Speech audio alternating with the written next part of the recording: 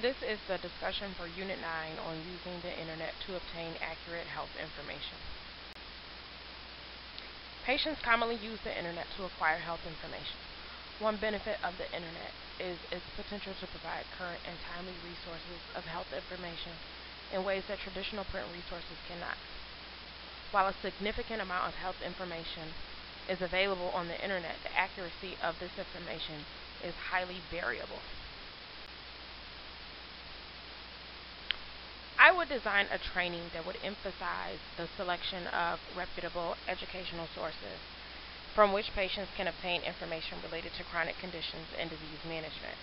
I would emphasize the importance of encouraging patients to use these sources for informational purposes only and to consult a healthcare professional to select the appropriate therapy for them. Considerations that would need to be included in the curriculum would be with regard to various non Western medicine, herbs, and language barriers. Patients and families from different cultures engage in unique health practices. Although these practices may be unfamiliar and not commonly prescribed in our culture, they provide perceived physical and psychological well being in patients that use them. Reputable resources for the combined use of cultural and non Western medicine practices should be provided to these patients. Additionally, resources that discuss these practices and how they may react when combined with some Western medicine is also helpful. This will prevent drug and herbal related interactions. Identifying resources that translate to both English and the patient's primary language is helpful in ensuring that the information provided is understood as intended. The need for cultural competency training in nursing has been a topic of increasing interest, significance, and debate. As a nurse leader, I will provide training that supports cultural competence by identifying the most prevalent cultures served by the healthcare organization. I will then develop an educational plan that addresses the cultural practices, behaviors, risk factors, and common areas of concern for this population. I would also include cultural teaching for the most common populations served within the country. This would include, for example, Hispanics, Arabics, and Africans, to name a few. Using the Internet to gain information on medical topics should be approached with care since patients may take away incorrect information.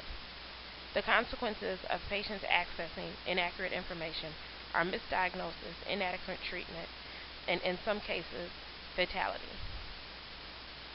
In my personal experiences, even as a nurse, I have misdiagnosed myself and rendered inadequate home treatments for mild conditions.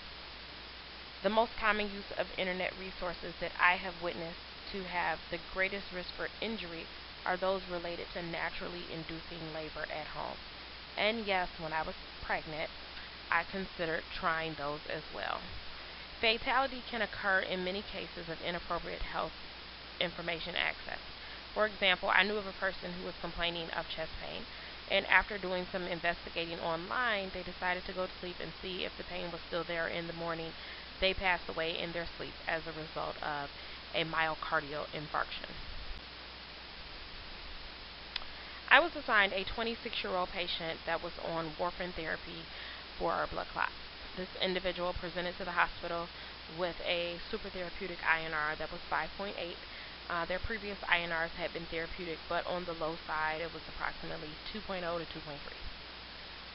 During my assessment, this individual disclosed to me that they had read an article online that suggested taking warfarin twice a day in divided doses in order to maintain a constant amount of medication in the body's system. After further conversating, it was determined that the patient obtained this information from a health forum. Re-education was done in order to dispel the information that the patient had obtained. Additionally, the patient was provided a list of websites and journals with accurate information regarding anticoagulation therapy. The patient was also advised to use the resources as a guide and not to make any changes to the prescribed therapy without first speaking with their physician. Reputable resources are generally government and non-commercial websites. References within educational material on these websites are cited as well as the credentials of the author identified.